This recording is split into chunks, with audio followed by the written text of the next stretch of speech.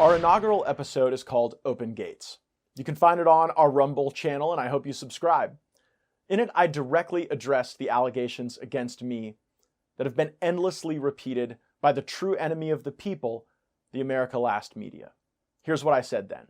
A man of mystery connected to the intelligence community named Bob Kent texted my father. He told my dad there were pictures of me with child prostitutes, and for $25 million, he could make all my problems go away, as he admits here. Mr. Gaetz, text message from you. I would like to talk with you immediately about the current federal investigation and the indictment that is about to be filed against your son. I have a plan that can make his future legal and political problems go away. You sent that text message? I did, yes.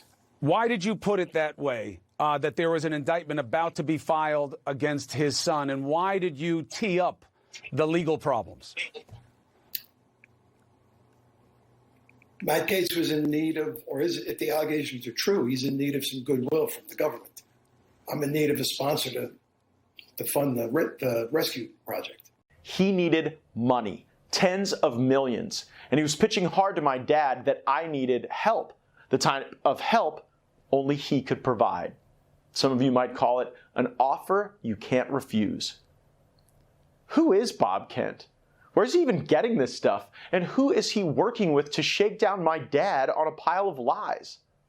This man, David McGee, is a former DOJ official. That's interesting. And this man, Stephen Alford, is a con man who's actually been convicted of felonies and served time in federal penitentiary. An intel officer, Kent, a felon, Alford, and a former DOJ official, McGee, team up to shake down a congressman and my family. 5 months ago, I laid out the extortion attempt against my family on Tucker Carlson's show. What is happening is an extortion of me and my family involving a former Department of Justice official.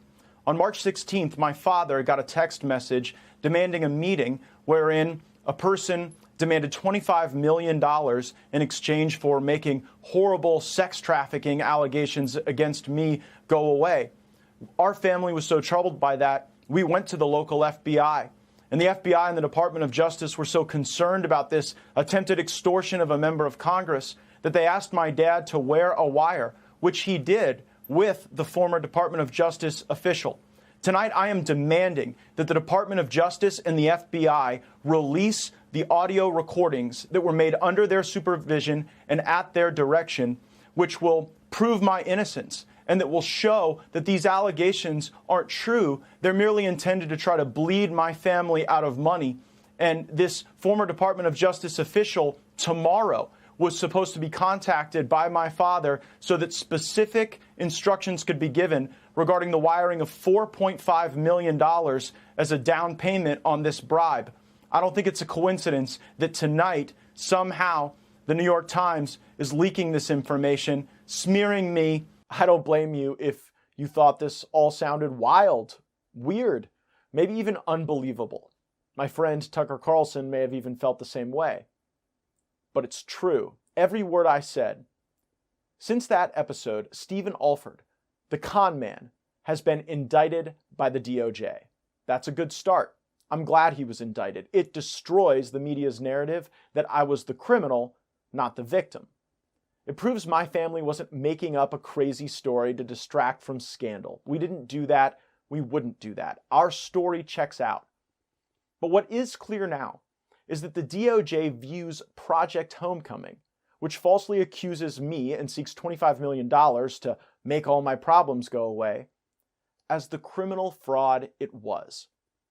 If not, they wouldn't have charged Stephen Alford under criminal fraud statutes for pushing Project Homecoming on my father. But serious questions remain. Statements and documents prove that Alford wasn't acting alone, but he was indicted alone. Bob Kent, the intel guy who is a prior State Department contractor, is the man who literally handed the document that spelled out Project Homecoming to my father. He put it in his hands. Emily Brooks at the Washington Examiner reported it at the time. Here are the documents.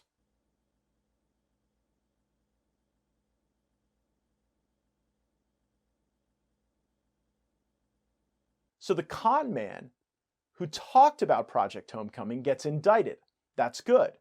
But the intel guy with State Department connections who delivered the actual extortion demand doesn't? Why would they spare the intel guy? Is his indictment forthcoming? It should be. If not, why not? Who or what is being protected? Next week, I'm going to cover Kent's foreign government connections. Make sure you have your notifications turned on.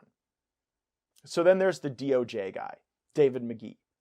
Kent admitted on national television that he is connected to Alford through McGee. And Kent must really trust McGee because Dave McGee vouching for now indicted Alford was good enough for Kent. That one of the guys who you were working with on this and approaching the Gaetz has a criminal record for being a fraudster. Why would you be associating with somebody like that? So I was contacted by David McGee in October, and he asked me to meet with somebody, with Stephen Alford, because Alford wanted to help with Levinson and believed that he can get him out. Now, after the rescue attempt fell apart in July, I had no contact with Dave after that. I said, sorry, it didn't work out. We went forward. He wished me, best of luck in my future endeavors. And then when he contacted me in October, he asked me, is it possible to rescue, is Levinson still alive, and is it possible to rescue him? So I went back to the network and I asked the question, and they said, yes, we think he may be alive, but you can't do it the way you did it last time. You have to go from the top down this time. So, and when Dave vouched for Stephen, that was good enough for me. Remember what Alford was indicted for: wire fraud. Here's the news. Alford wasn't going to be accepting the wire for the down payment on the $25 million, not directly at least. That was McGee, the former DOJ official. His Pensacola-based Beggs and Lane law firm account was where the money was supposed to go in this Project Homecoming fraud. Alford wanted cash, actually. 7 figures in a bag. You can't make this stuff up, not a wire. So how can the guy who is planning to accept the wire in a wire fraud case not be implicated? This does not require imagination or any novel application of the law. David McGee constructed the team. We got that from Kent's admission on Cuomo Primetime.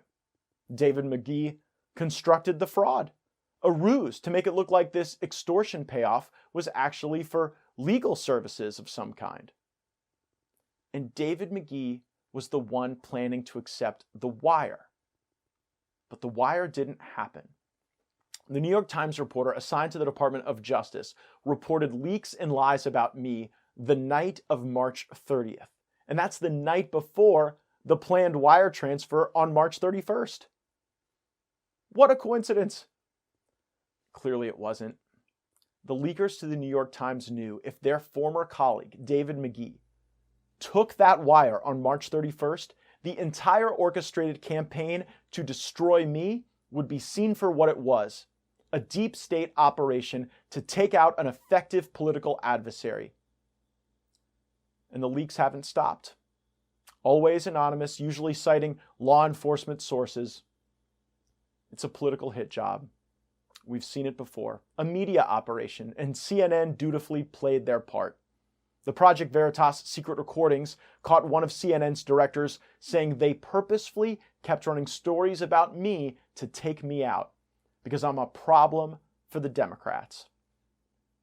This is a big story. A con man getting indicted for trying to extort my family on a pile of lies.